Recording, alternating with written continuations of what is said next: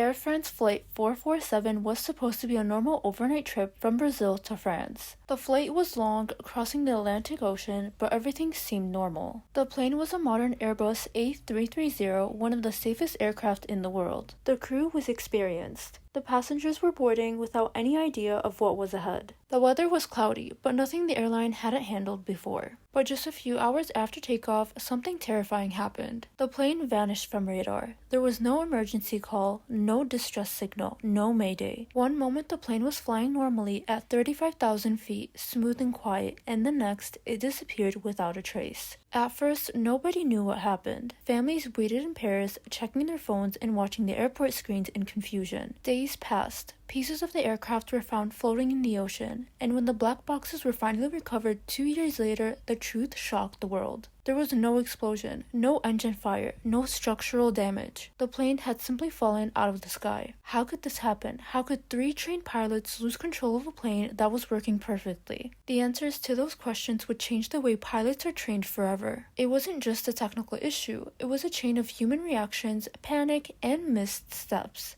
On May 31, 2009, 216 passengers and 12 crew members boarded Air France Flight 447 in Rio de Janeiro. They were headed to Paris. Among them were people from 33 different countries, families, couples, children, students, and professionals. Some were going home, others were starting new journeys. No one imagined that this flight would never arrive. The Airbus A330 was a 4-year-old aircraft with a strong safety record. It had flown this route many times before. The flight was scheduled to leave at night and arrive in Paris the next day around noon. The flight would take about 11 hours flying over the Atlantic Ocean. There were 3 pilots on board, the captain and 2 first officers. One pilot would take rest breaks in a special bunk area behind the cockpit while the other 2 stayed up front. The first officers also had thousands of hours of flying experience. As the plane took off and climbed to cruising altitude, everything went smoothly. They reached 35,000 feet and settled into the cruise portion of the flight. Outside, the sky was dark. The passengers relaxed. Some slept, some watched movies. The flight seemed quiet and peaceful. But ahead of the plane was the Intertropical Convergence Zone, which is a dangerous area near the equator known for strong storms. Thunderstorms in this area can be huge and violent, sometimes rising higher than planes can fly. Pilots try to avoid these storms when possible, but at night and over water, that can be difficult, and sometimes what you can't see is what hurts you the most. Inside these massive storm clouds are ice crystals, which are small invisible pieces of frozen water. They're hard to detect on radar and can be extremely dangerous. That's because they can clog up sensors on the aircraft, especially something called the pitot tubes. Pitot tubes are small metal probes on the front of the plane. They measure airspeed by allowing air to flow inside and press against sensors. The data is then sent to the cockpit displays. Without airspeed data, the pilots can't know how fast the plane is moving through the air. To protect against freezing, pitot tubes are heated. But in rare cases, like when flying through supercooled clouds, they still can get blocked. And if that happens, the autopilot may shut off, forcing the pilots to take full control. Before this flight, Air France had already received reports of pitot tube problems on similar Airbus aircraft. Airbus had created better props to replace the old ones. The new pitot tubes handled ice much better, but the plane used for Flight 447 had not been updated yet.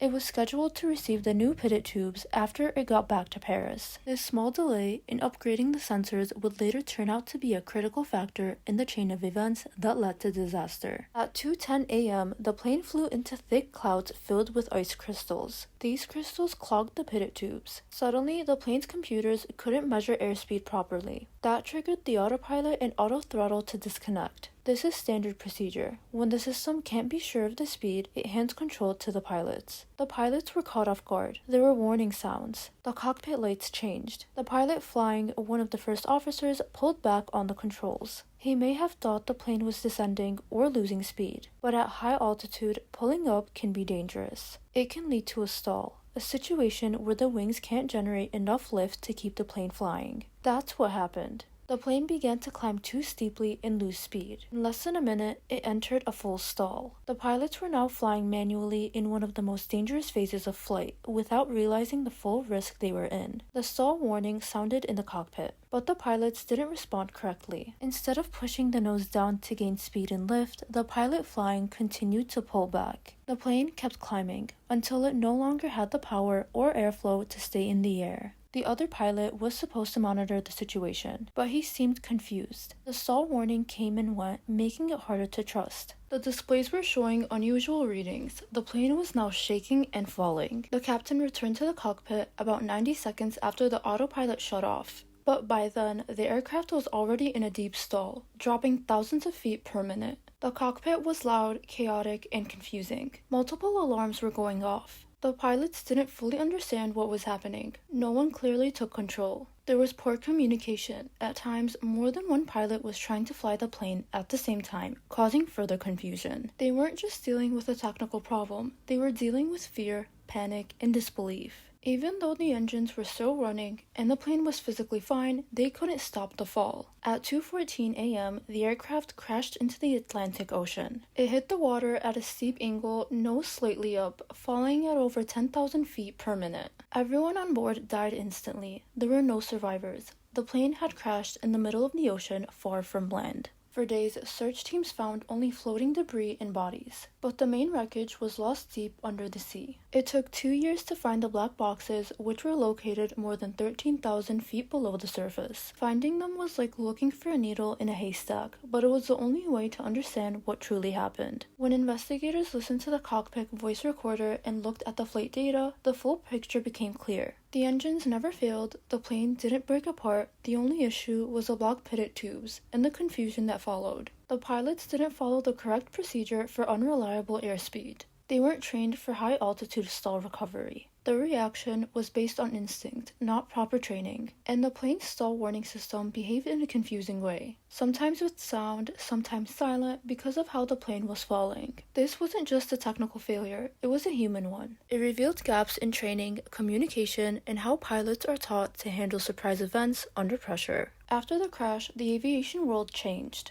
Airlines added more realistic stall recovery training, especially at high altitudes. Pilots were taught to return to the basics during confusion. Control pitch and power first, figure out the rest later. The pitot tubes on all Airbus A330s were upgraded to stronger ice-resistant models. Regulation for black boxes were improved. Now they record longer and include more data. And most importantly, pilot training began to focus more on human factors, things like stress, fatigue, communication, and teamwork. These factors, once seen as soft skills, were now understood to be essential for safety. Today, cockpit procedures are better. Pilots are more prepared for rare failures, and the lessons learned from this flight have helped make modern aviation even safer. Flight 447 didn't crash because of a single mistake. It crashed because of small issues that added up during a critical moment. The plane was working, the crew was experienced, but the system failed them and they failed each other. Yet from this loss came change. Today, every pilot flying across oceans has benefited from the lessons learned on that flight. The 228 people who lost their lives helped make flying safer for everyone else. They are remembered not just how they died, but for what we learned because of them. And thanks for watching!